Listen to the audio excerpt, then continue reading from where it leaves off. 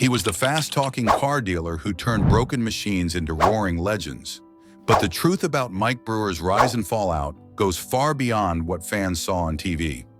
This is the hidden story of a man who built a car show empire, lost his closest partner, and faced a storm so intense it nearly destroyed everything he had created. From fame to fear, loyalty to betrayal, Mike Brewer's journey has never been simple, and the scars still remain. Before television fame, before the cameras, and long before the internet would judge his every move, Mike Brewer was just a boy growing up in South London. He wasn't born into money or fame. He was born into motor oil, chrome, and horsepower. His father, Roger Brewer, owned a car customization garage. Mike didn't just hang around the shop, he lived it. He listened to engines, studied tools, and watched his father turn metal into beauty. But Mike wasn't drawn to the grease-covered side of the business. He had something different inside him.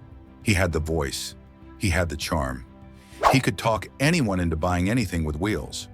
By the time he was a teenager, he was already buying and selling used cars, learning the art of the deal, understanding what made buyers say yes, and perfecting the skill of negotiation. While other kids were out partying, Mike was flipping cars and building a future. That natural gift for persuasion soon caught the attention of television producers. They wanted someone who didn't just pretend to love cars on screen. They needed someone who actually lived it. Mike's first steps into TV came through Deals on Wheels and Pulling Power in the late 1990s. He stood out right away. He wasn't polished or scripted. He was loud, confident, and full of real automotive knowledge. Viewers believed him, and that was rare. But Mike wasn't satisfied with just being a presenter. He wanted to create something bigger, a show that wasn't just about driving expensive cars or showing off shiny rims. He wanted to show the real side of the car world. In 2003, he pitched an idea to the Discovery Channel, a show where he would buy old, worn-out cars, restore them with a mechanic, and then sell them for profit. No tricks, no gimmicks, just cars, work, and deals. That show became Wheeler Dealers. The only thing missing was a mechanic who could actually do the hands-on work. Someone the audience could trust. That man was Ed China. He was tall, quiet, and brilliant with his hands. He wasn't flashy, he was focused. Where Mike was the voice, Ed was the brains behind the builds. Together they formed an unlikely pair that would change car television forever. From the very first season, Wheeler Dealers was different. It wasn't just about showing cars, it was about teaching viewers how to fix them. Mike would go out and find beaten-down classics, Triumphs, Fords, Minis, and haggle with quirky sellers. Then Ed would take the car into the garage and walk viewers through the full restoration. Every bolt, every weld, every fix was shown with care. Fans loved it. There was no fake drama, no shouting matches, just two guys doing what they loved. Wheeler Dealers became a global hit. It inspired viewers to restore their own cars, to believe they could do it too. Mike became a hero in the car world, not because he was the best mechanic, but because he was real and he made the car world feel accessible. But success brings pressure, and that pressure started to show. In 2013, the show moved its production to the United States. The American market was huge, and Discovery wanted to take advantage of that. Mike embraced it with open arms. The US offered bigger deals, more variety, and massive exposure. He traveled across states, hunted rare classics, bargained with tough sellers, and kept the energy high. He adapted fast and connected with the American audience easily. But Ed didn't adjust as well. American television had different demands. Everything had to be faster. Episodes were tighter. The detailed, step-by-step mechanical work that Ed was known for began to disappear. Viewers still saw the finished product, but the process was getting lost. Ed became frustrated. Mike saw the changes as necessary. Ed saw them as a betrayal of the show's original spirit. The tension between them started to grow. The show still looked smooth on the outside, but behind the scenes, cracks were forming. Ed wanted to keep the heart of the show intact. Mike wanted to make sure it stayed alive in a changing industry. Neither man was wrong, but they were moving in different directions. In 2017, everything came crashing down. Ed China released a video on YouTube. Calmly, he told fans he was leaving Wheeler Dealers. He explained that the new network, Motor Trend, wanted to cut back on the mechanical segments. That was something he couldn't accept. He said he had to walk away. There was no warning, no joint statement, just Ed, alone, telling the world it was over. Mike was caught off guard. He hadn't known the announcement was coming that way. Fans immediately took sides. Many blamed Mike. They assumed he had pushed Ed out or chosen profit over partnership. The reaction was brutal. It wasn't just online hate, it became real. Mike and his family received threats. One person threatened to kill him. Others targeted his teenage daughter. Police had to get involved.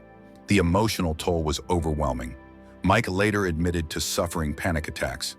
The man who had once felt nothing but love from fans now felt fear. The show that had made him famous had now made him a target. Still, he didn't lash out. He said he respected Ed's decision, but wished it had been handled differently. Privately, he felt betrayed.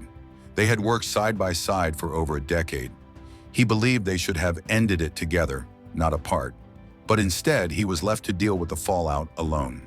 Sources close to the show revealed that the split had been building for a long time. As the series grew, so did the stress. Mike wanted to keep it evolving. Ed wanted to protect what made it great. There were arguments about time on screen, editing, and creative control. Some days they barely spoke at all. It wasn't just a professional disagreement, it had become personal. After Ed's departure, Wheeler Dealers had to move on. A new co-host, Ant Anstead, was brought in. He was a former police officer and a skilled car builder. Ant had charm, confidence, and real mechanical knowledge. Slowly, fans began to accept him. The show shifted again. The restorations became shorter, the pace became quicker. Mike adjusted his own style and leaned into the new format. Then came Mark Elvis Priestley. A former Formula One mechanic, Elvis brought a more technical tone to the show. He was calm, smart, and closer to Ed's approach.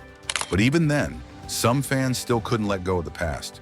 Every episode was judged by the shadow of Ed China. Mike kept going, but inside he was struggling. The backlash had changed him. He was more guarded, more serious. He kept smiling on camera, but those close to him noticed the difference.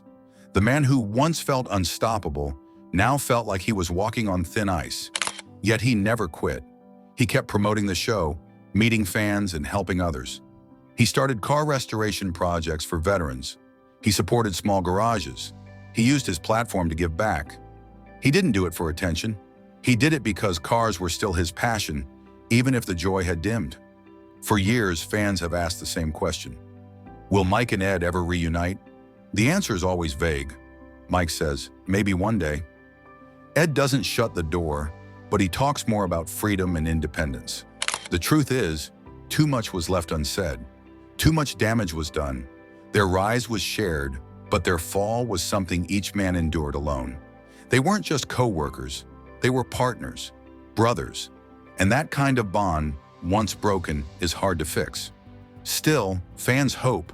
They dream of a reunion episode, a podcast, even a charity build, something to bring closure. But so far, nothing has come, just silence and speculation. Mike Brewer's story is full of contradictions. He's a man who went from selling cars on the street to becoming a global TV star. He was loved, then hated, blamed, then ignored, but he never stopped. He never walked away. He took the hits, kept the show alive, and rebuilt over and over. His legacy is messy. It's not a clean success story. It's filled with heartbreak, fear, betrayal, and survival. But through it all, he kept showing up, one deal at a time, one episode at a time. Because for Mike Brewer, Wheeler Dealers was never just a show, it was his identity. And even after everything, the split, the hate, the pain, he wasn't ready to let go. Not yet.